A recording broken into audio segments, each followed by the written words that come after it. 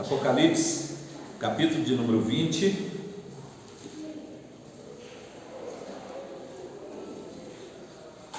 Nós veremos a partir do verso de número 11. Nós lemos da outro dia, aliás, do 7, né? Nós lemos até o 11, ao 10 da última vez, mas nós vamos pegar do 7 porque nós paramos aqui, né? E aí vamos então começar no 7, tá? E aí nós vamos referir ao outro versículo, mas só para não ficar muito longa a leitura. Diz assim: quando porém se completarem os 1000 anos, Satanás será solto da sua prisão e sairá a seduzir as nações que há nos 4 cantos da terra, Gog e Magog, a fim de reuni-las para a peleja. O número dessas é como a areia do mar. Marcharam então pela superfície da terra e sitiaram o acampamento dos santos, a cidade querida. Desceu, porém, fogo do céu e os consumiu. O diabo, o sedutor deles, foi lançado para dentro do lago de fogo e enxofre, onde já se encontram não só a besta, como também o falso profeta, e serão atormentados de dia e de noite pelos séculos dos séculos. Vi um grande trono branco, e aquele que se assenta, de cuja presença fugiram a terra e o céu, e não se achou lugar para eles. Vi também os mortos, os grandes, os pequenos, postos em pé diante do trono. Então se abriram livros, ainda outro livro, o livro da vida foi aberto, e os mortos foram julgados segundo as suas obras, conforme o que se acha escrito nos livros. Deu o mar os mortos que nele estavam, a morte e o além entregaram os mortos que neles havia, e foram julgados um por um segundo as suas obras. Então a morte e o inferno foram lançados para dentro do lago de fogo. Esta é a segunda morte, o lago de fogo. E se alguém não foi achado no livro da vida, este foi lançado para dentro do lago de fogo. Amém. Que Deus abençoe o texto que lemos para a nossa edificação. Irmãos, nós queremos então só definir aqui com os irmãos o que nós vimos na lição passada, onde nós tiramos algumas conclusões que são muito importantes para a nossa vida.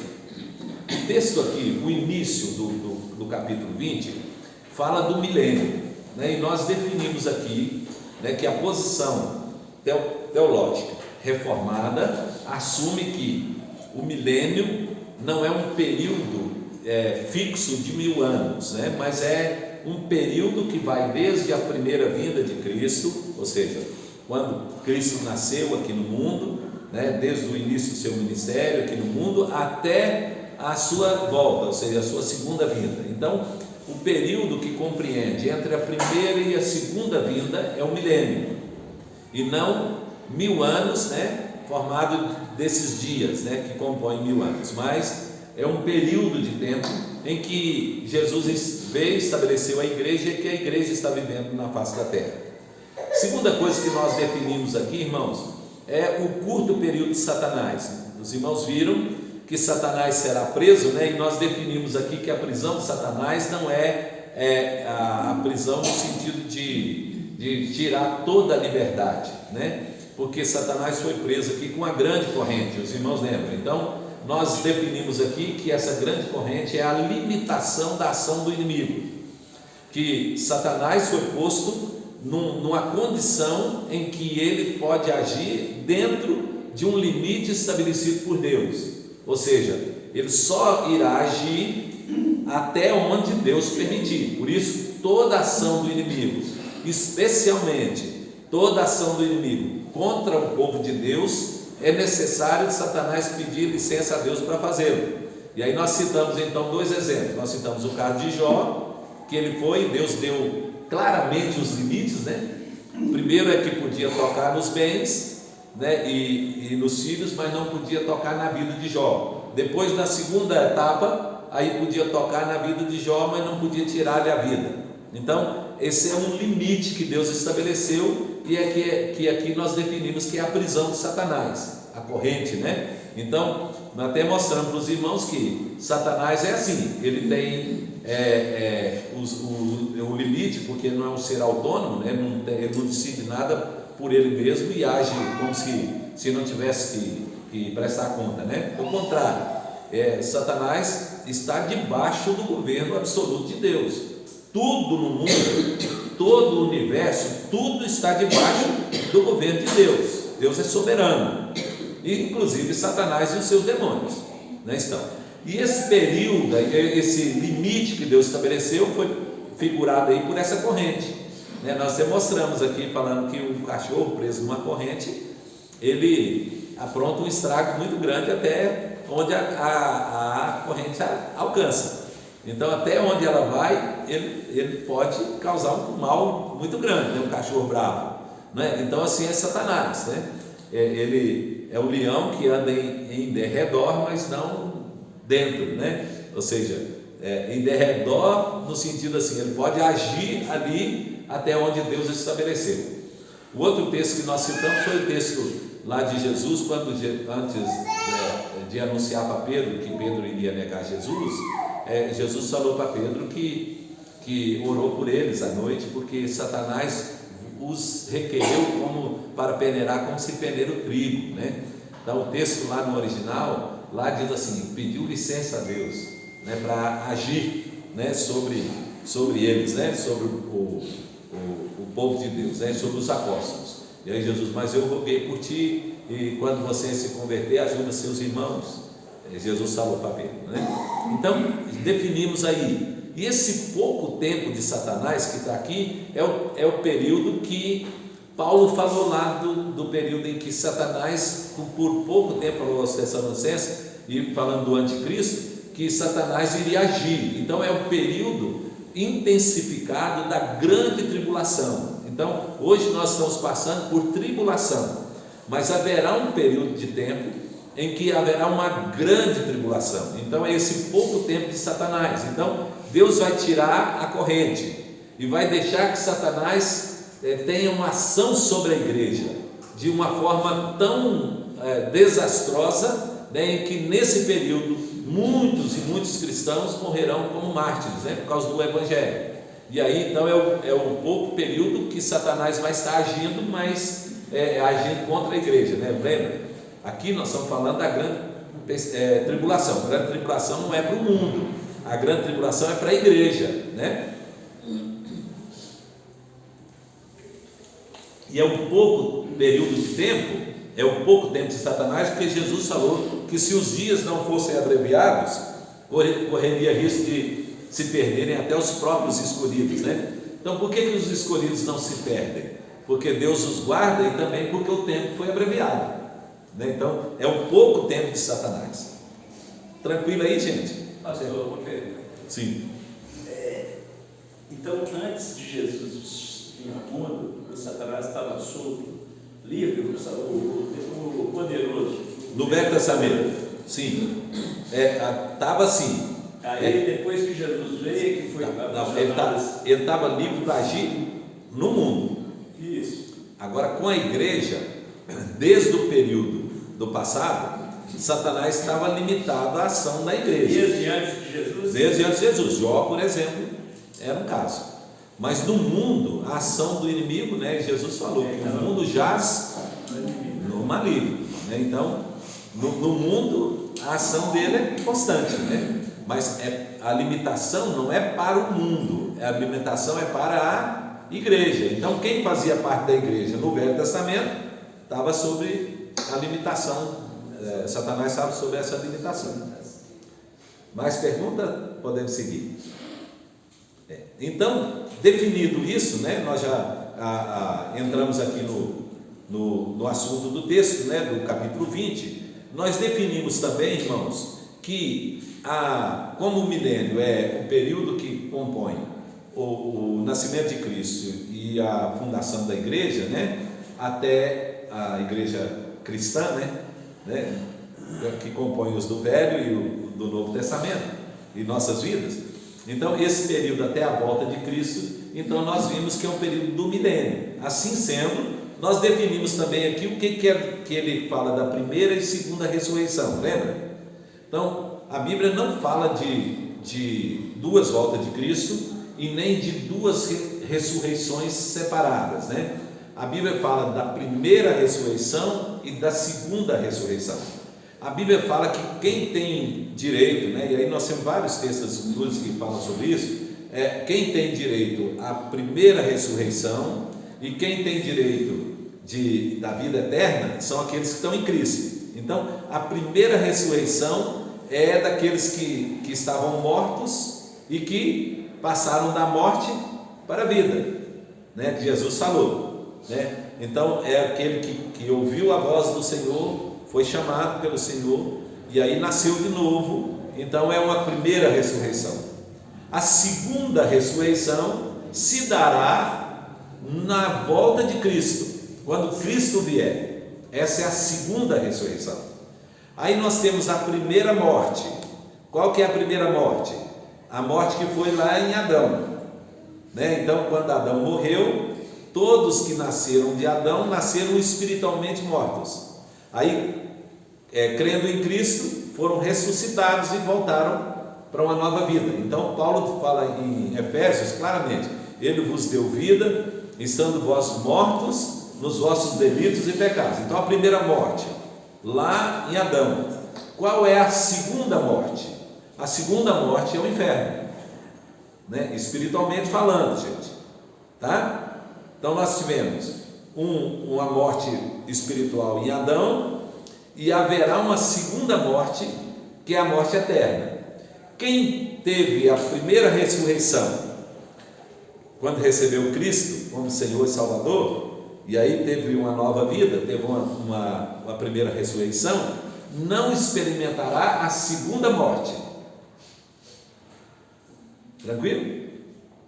E aqueles que tiveram a primeira ressurreição e morreram fisicamente, no período da igreja, morreram fisicamente, eles participarão da segunda ressurreição, mas não da segunda morte, ok? E os ímpios que não receberam Cristo, eles não ressuscitaram da primeira morte, mas eles morreram, né, fisicamente. Eles ressuscitarão no último dia para experimentarem a segunda morte, Que é a morte eterna, eterna, no inferno. Aí será de corpo e alma. Tá, deu para entender, gente? Vamos explicar de novo. Quer que explique de novo? Pode explicar de novo, então? Então vamos lá. Perguntando, né? Qual que é a primeira morte? de Adão. Morreu em Adão. Qual que é a primeira ressurreição? Quando converte. Pronto, definiu. Qual é a segunda morte, irmãos? O inferno. É espiritualmente. Morte eterna, inferno. O crente que teve a primeira ressurreição não experimentará a segunda morte. Mas aqueles que tiveram a primeira ressurreição e que morreram fisicamente, eles participarão da segunda ressurreição. Se nós não tivermos mortos no dia que Cristo voltar, nós não experimentaremos a segunda ressurreição, ok? E nem experimentaremos a segunda morte, porque nós já estamos em Cristo. Então, sobre nós está a vida eterna. Então, quem crê em Cristo, né, como diz a Escritura, né, falou, não experimentará a segunda morte, ok? Tem dúvida aí? Se tiver, pode perguntar. E os incrédulos e os santos ressuscitarão juntamente? Os que morreram e fisicamente na volta de Cristo ressuscitarão primeiro os justos para encontrar com o Senhor, né? E depois os ímpios, né? Então, quem vai experimentar a ressurreição? Então, os que ressurreição física, quem vai experimentar? Os crentes que morreram fisicamente durante o período que viveram aqui na terra, e todos os ímpios que morreram, todos os crentes que morreram e todos os ímpios que morreram no período até a volta de Cristo. quando a Bíblia fala dessa ressurreição, de quando Cristo voltar, não significa que quem morreu e está morto está totalmente inconsciente, não. Significa que eles vão receber um corpo novo. Sim, quando Cristo voltar. porque aí vamos voltar. Onde que está o crente que morreu fisicamente? Jesus falou, vai estar onde? No paraíso. Paulo falou, prefiro morrer e estar com Cristo, que é incomparavelmente melhor. Cristo estará na sua companhia os que dormem. Então onde que eles estão? No paraíso com Cristo. Só que sem o corpo físico. Sem o corpo físico. Eles morreram fisicamente e foram para lá. Por isso que é preciosa aos olhos do Senhor a morte dos seus santos. Então, está lá, no céu com Cristo. Onde que está o ímpio que morreu, que não creu? Ele está no inferno, né? O inferno, novamente, nós falamos, não é um lugar. O céu também não é lugar, é uma condição, né? Lembra? Nós já explicamos isso aqui para os irmãos, né? É uma condição, que é só a alma, não tem matéria, não tem físico, então não necessita de lugar, certo? Então ele está numa condição de céu, né? Aí, aonde é, a gente não é, nos ares, né? Aonde é, a gente não sabe, tá? Então, e os ímpios estão numa condição de inferno. Qual que é a condição de inferno? Sofrimento, dores, né? É onde o rico da parábola de Lázaro falou, como se o fogo estivesse queimando, né? Constantemente. Lembra o rico da parábola do rico e Lázaro? Ele falou, né, que estava lá pedindo para a terra refrescar a língua porque do sofrimento que ele estava passando lá, tá? Só que o que está sofrendo lá, gente? A alma, porque o corpo foi para a terra e se desfez, ok? No dia da ressurreição, então, o inferno será lançado no lago de fogo, a morte será lançada no lago de fogo, e o ímpio que morreu, então será juntado com o corpo que ressuscitou. Então haverá ressurreição para juntar a alma do ímpio com o corpo, para que aí ele seja lançado no inferno inteiro, corpo e alma. E o justo que morreu será ressuscitado para juntar com a alma que estava lá com o Senhor, estará voltando. O corpo será ressuscitado para juntos agora, corpo e alma, gozarem do novo céu e nova terra que Deus irá preparar. Essa é a segunda ressurreição. É a segunda ressurreição do crente, né? Então, o ímpio só passa por uma ressurreição. O ímpio que morreu fisicamente só passa pela segunda ressurreição que o crente experimenta, né? E quem vai passar pela segunda ressurreição? Só o crente que morreu enquanto Cristo não veio, porque os que não morreram serão transformados para habitar com o Senhor, né? E como Paulo escrevendo aos Coríntios falou no capítulo 15. Dúvida, gente? Pastor, eu acho interessante, né? Porque tudo os detalhes, né? Porque aqui no 23 deu um mar os mortos que nele estavam. Em cada lugar. Então, porque tem tanta gente que morreu aí na água e nunca mais viu. Né? Nunca achou mais, né? O fogo, né? Que a morte, porque a morte também é uma coisa interessante. Diz que a morte será lançada no inferno, né?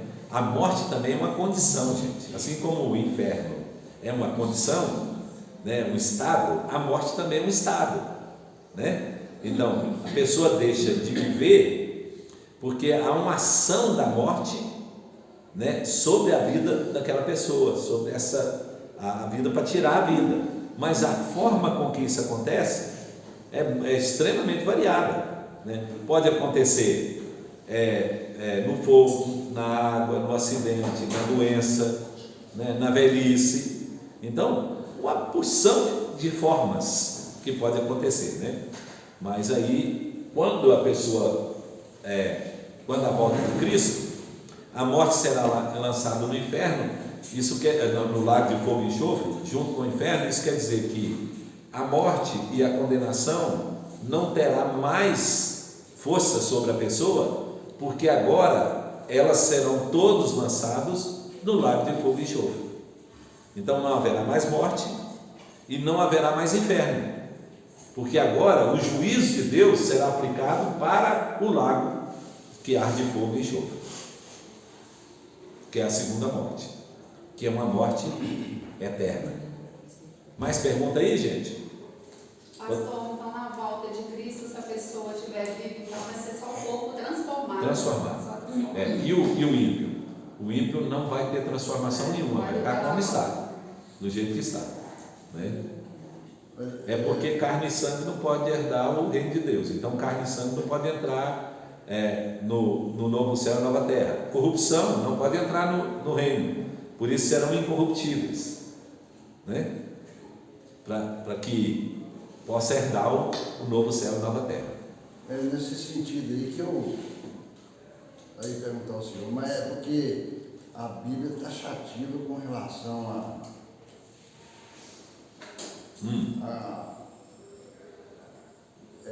comportamento, assim, por exemplo, para que feiticeiros, mentirosos, impuros, idólatras, eles não entrarão no reino de Deus. Sim. E as pessoas falam de Deus, né? Mas parece que a corrupção que você falou aí é como a pessoa é corrompida por crenças, né? Que pessoas que não priorizam e não dão exclusividade a Jesus, né? E não quiseram crer, né? Então, é interessante que o Evangelho, gente, não é apenas um meio de Deus chamar o crente, mas é um meio também de responsabilizar o ímpio, né? No dia, o ímpio não vai poder dizer: eu nunca ouvi, né? Eu não sabia, né? Por isso que o Evangelho será pregado a toda criatura. Isso é. Porque ninguém vai poder usar de desculpa dizer que não creu porque não conhecia, não sabia, né?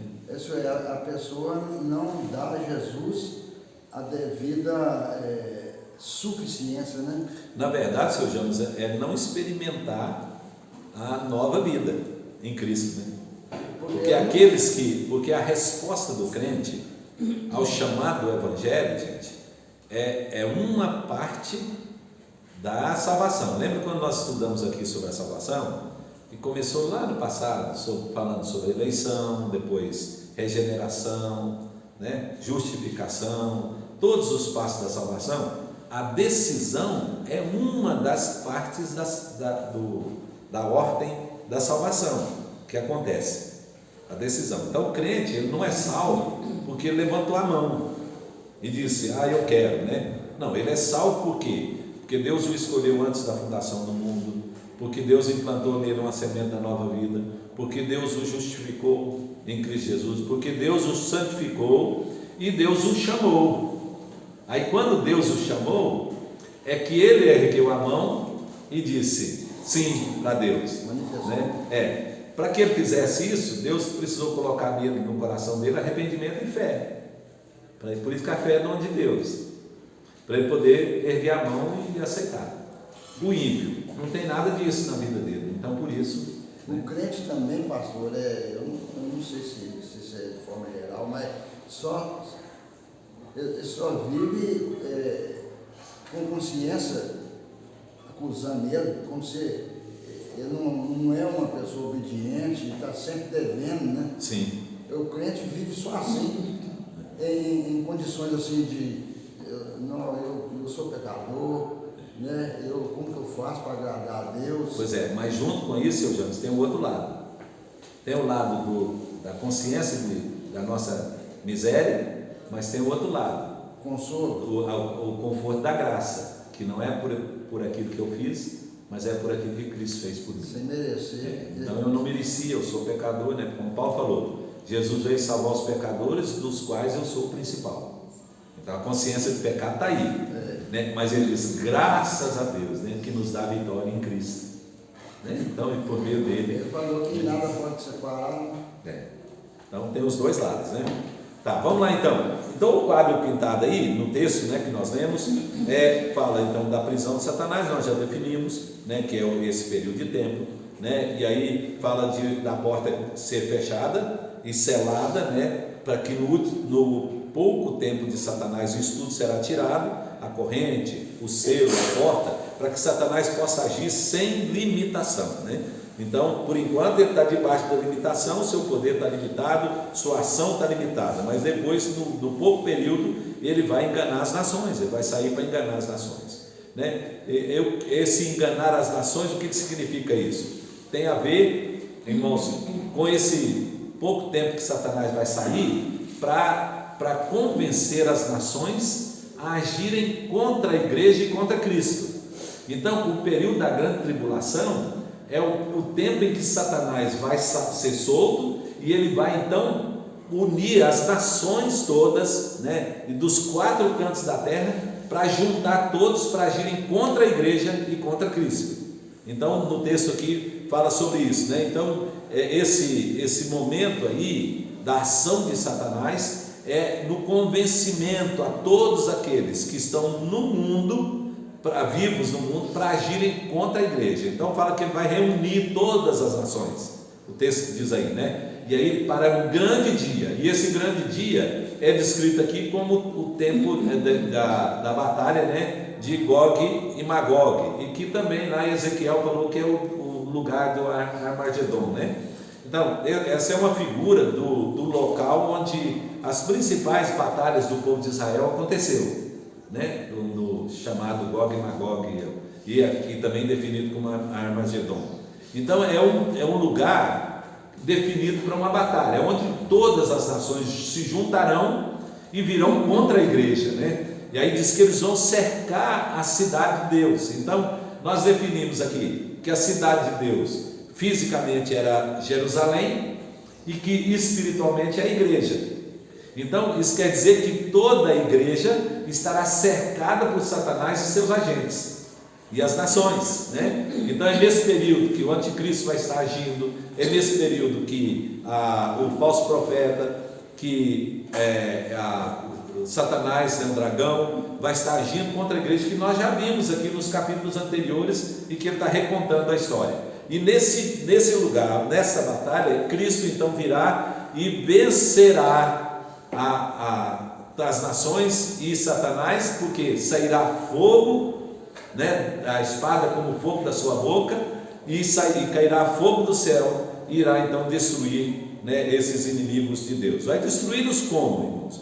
Vai destruí-los fisicamente, claro, que a alma não vai ser destruída, só fisicamente é que eles serão, né? Tá. E aí aparece então a figura do reinado de Cristo. Então, eu queria falar um pouquinho sobre isso com os irmãos, porque falou aqui que Cristo reinará com os seus durante 1000 anos, mas eu queria só mostrar algumas coisas importantes para os irmãos. No capítulo 20 aí, no versículo 4, do capítulo 20, João diz que viu tronos e nesses sentado aqueles os quais foi dada a autoridade de julgar. Então, quem é que vai assentar nesse trono, nesses tronos? Claro que os tronos aqui é figura também, né? Então é uma posição, né? Não é tanto um lugar, mas é uma posição. Isso está onde, irmãos? Esses tronos, onde que João viu esses tronos? Na terra? Não, no céu. Então onde que a igreja está com Cristo?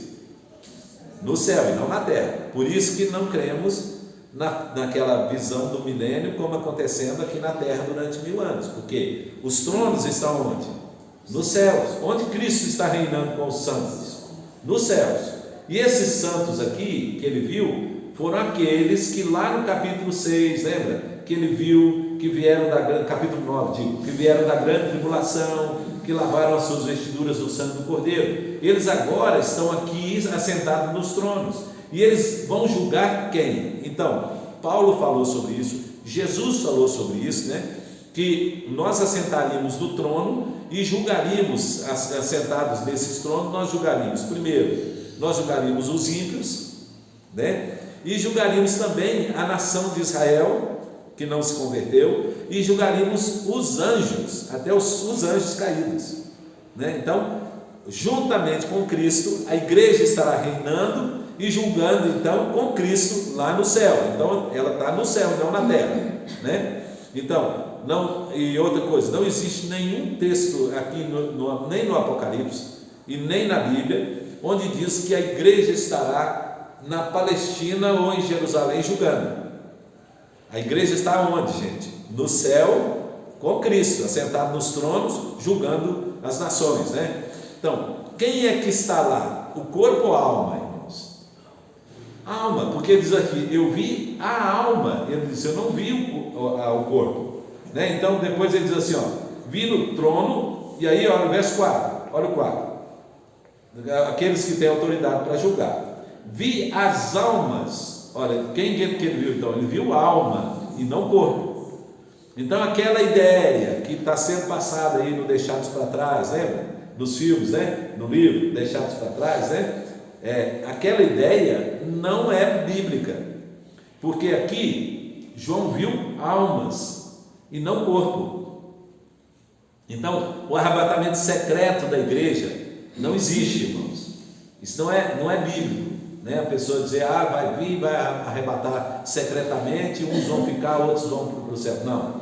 João viu a alma daqueles que foram mortos na grande tribulação, e eles é que estão reinando com Cristo no céu. Eles que estão assentados no trono. Então ele diz aqui, ó, verso 4: vi as almas dos decapitados por causa do testemunho de Jesus, bem como por causa da palavra de Deus, tantos quantos não adoraram a besta, nem tampouco a sua imagem, e não receberam a marca na fronte e na mão, e viveram e reinaram com Cristo durante 1000 anos. Então, quem são esses que estão reinando com Cristo? As almas dos crentes, e não o corpo. Então, essa ideia de que Jesus vai voltar, vai ressuscitar as pessoas, eles vão viver em Jerusalém, e vão julgar as nações, e vão reinar sobre as nações, essa ideia não tem apoio bíblico, porque o texto aqui está falando de almas e não de corpos, e está falando do céu e não da terra. Bacana? Entenderam aí? Tá. Aí continua. Então depois, né, lá no capítulo 22, abre lá, capítulo 22, versículo 5, depois que diz assim,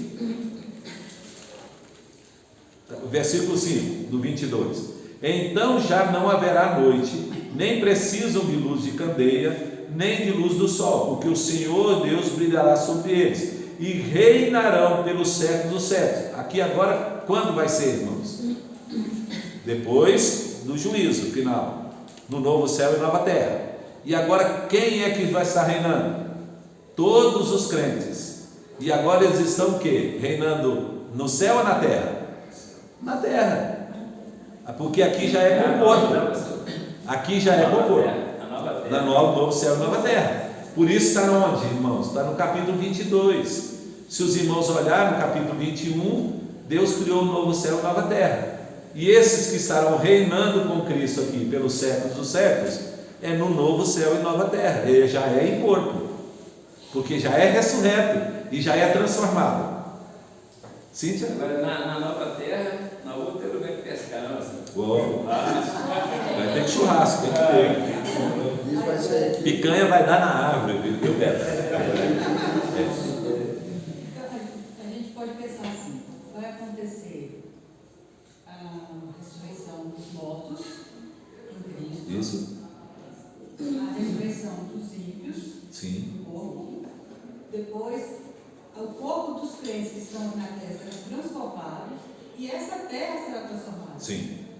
Nós vamos falar agora aqui sobre isso, né? E aí no capítulo 21 é que ele vai mostrar isso, mas por enquanto nós estamos no capítulo 20. A história está sendo contada, né? Então, capítulo 21 tem novo céu e nova terra, capítulo 22 nós estaremos reinando com Cristo, né? Pelos séculos dos séculos. E os ímpios, e a irmãos? terra aqui vai continuar. Vai ser transformado. O globo vai ser terrestre. tudo transformado.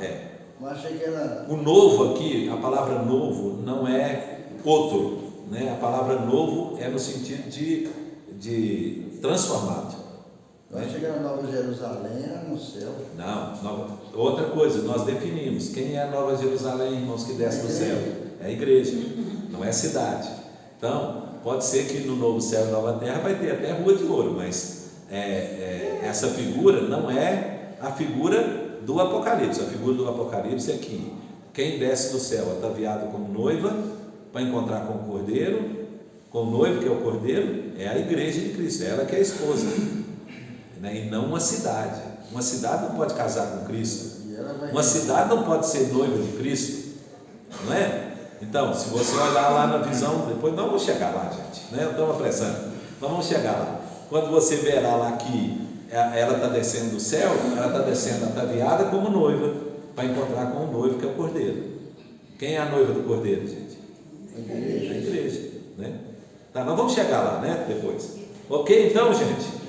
Tudo bem? Então veja que não tem apoio nenhum essa ideia de Cristo vir e estabelecer um reinado de 1000 anos aqui na terra, e os crentes ressuscitarem e reinar com Cristo lá em Jerusalém, na Palestina, ele assentar num trono lá na Palestina, né?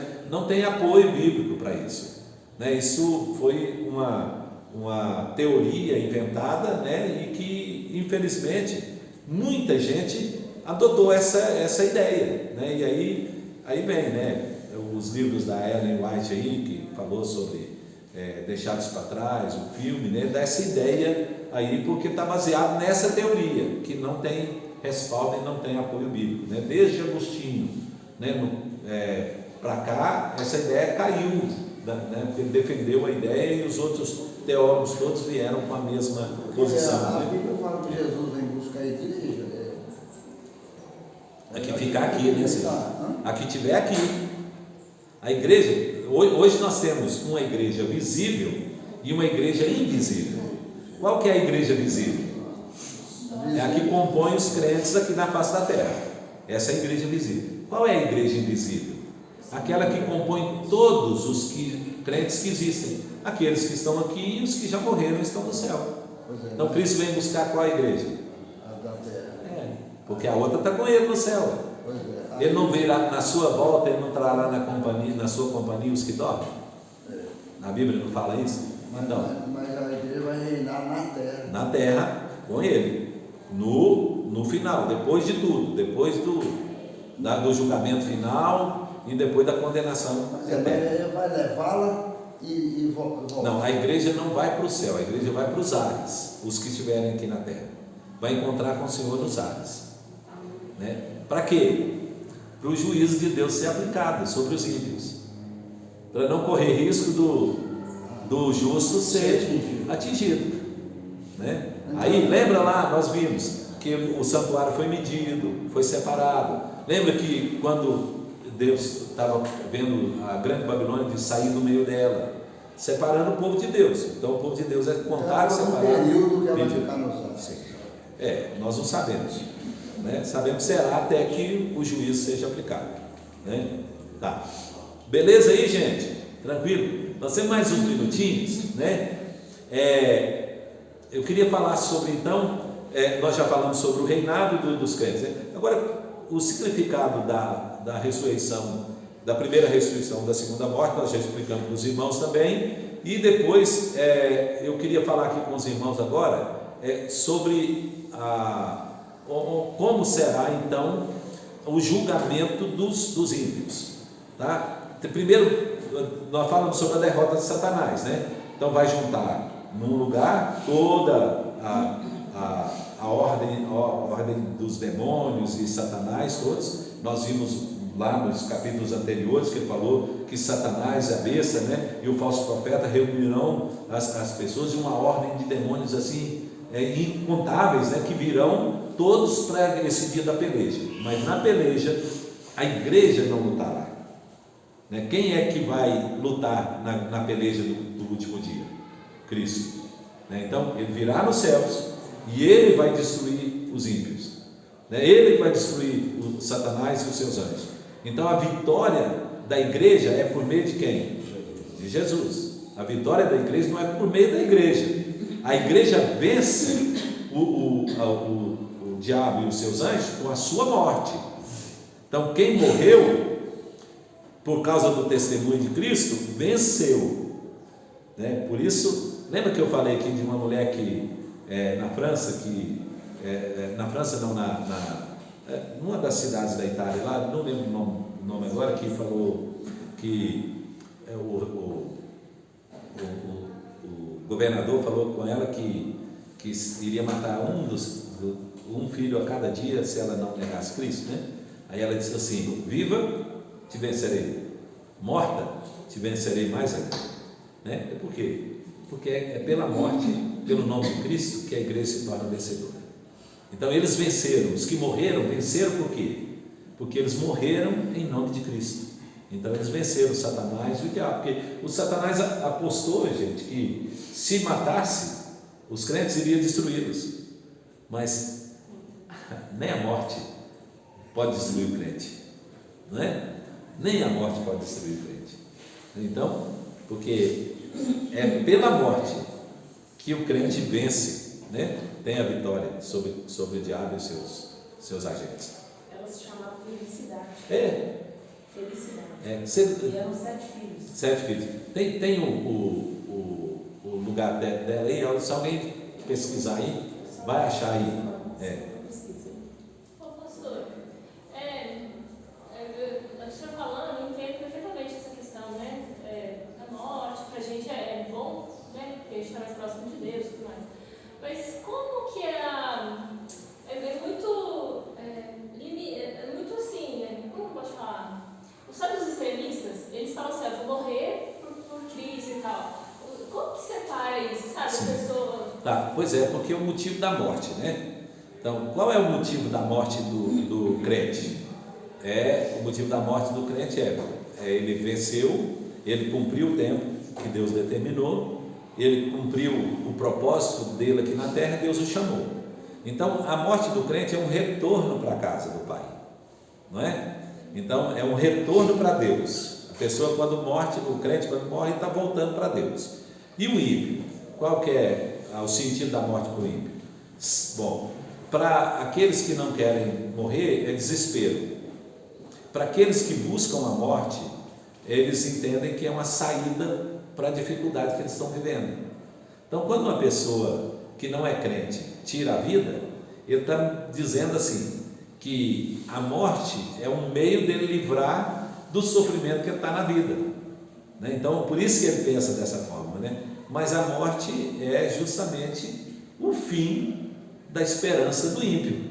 Mas aqueles que procuram a morte com a finalidade de estar procurando a Cristo, tipo os homens bombas, esse pessoal, sabe? Sim, pois é, mas aí é influenciado pela doutrina, né? Pela heresia, né? Que como é por uma causa, né? Então, muita gente morreu por uma causa, gente. Não é verdade? Se você for pegar, por exemplo, Tiradentes, né? Nós tivemos vários mártires na história, né? Outros morreram a favor de outros, né? Às vezes pulou na água para salvar alguém, morreu. Então, os mártires que morreram por uma causa, tem muitos, né? Mas nenhum deles, né, morreram os que morreram por causa, né, morreram por Cristo. Então, quando o crente morre, né, ele está entregando a sua vida a Deus, a Cristo, como Cristo, né? Na morte de Cristo, ele entregou sua vida nas mãos do Senhor, a alma nas mãos do Senhor. O crente é a mesma coisa. E ela citou o homem bomba, né? Eles não creem em Cristo, né? Eles creem em Deus. Veneram um Deus. Seja a doutrina que eles sigam, né? E eles têm uma visão assim, ela falou que é Cristo, mas a visão deles parece um paraíso, né?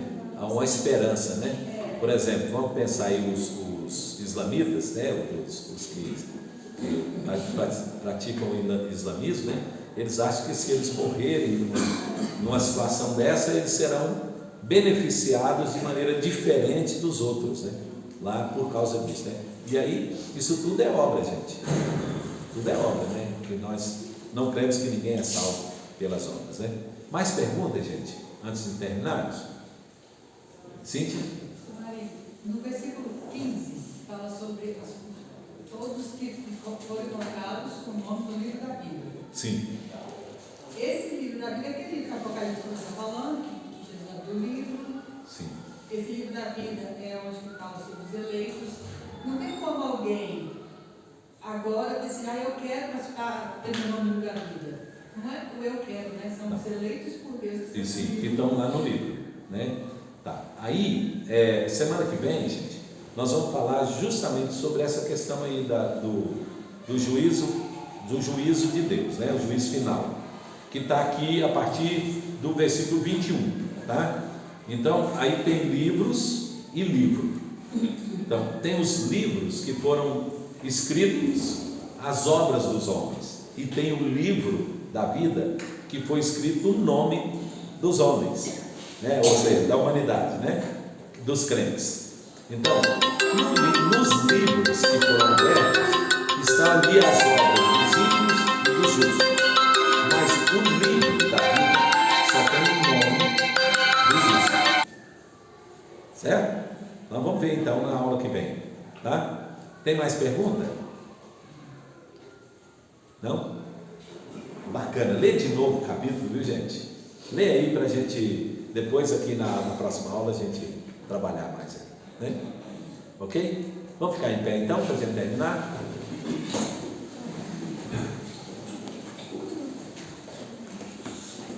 Senhor, te damos graças, Pai, porque o Senhor nos escolheu em Cristo, Pai. Não foi por nossos méritos, não foi por nada que fizemos, ó Deus, obras que praticamos, mas foi, ó Deus, por tua misericórdia e amor infinito, quando o Senhor resolveu escolher, ó Deus, dentre a humanidade, alguns para herdarem a vida eterna, Senhor. Ó Deus, nós te louvamos porque isso foi um ato do Senhor, na tua infinita vontade e sabedoria, e o Senhor nos incluiu, ó Pai, nesse número dos eleitos. Por isso, Pai, nós te louvamos e ajuda-nos, ó Deus, a viver para honrar e glorificar o teu nome, Senhor, a cada dia, Pai. Ó Deus querido, muito obrigado por tudo que o Senhor tem feito por nós. Queremos te agradecer também, Senhor, por conhecer o Evangelho. E, ó Deus, queremos ser instrumento nas tuas mãos, Senhor, para anunciar esse Evangelho àqueles outros que ainda não, Senhor, tomaram a decisão de andar com o Senhor. Ó Pai, muito obrigado por tudo. Te louvamos, pedimos a tua bênção no restante desse dia, no culto de logo mais à noite, que a tua graça e a tua misericórdia nos assista, Senhor. Assim oramos, Pai, em nome de Jesus. E agora, irmãos, que a graça do Senhor Jesus, o amor de Deus nosso Pai e a comunhão do Santo Espírito esteja sobre todos nós, hoje e para todo sempre. Amém. Deus abençoe a todos e até a noite, né?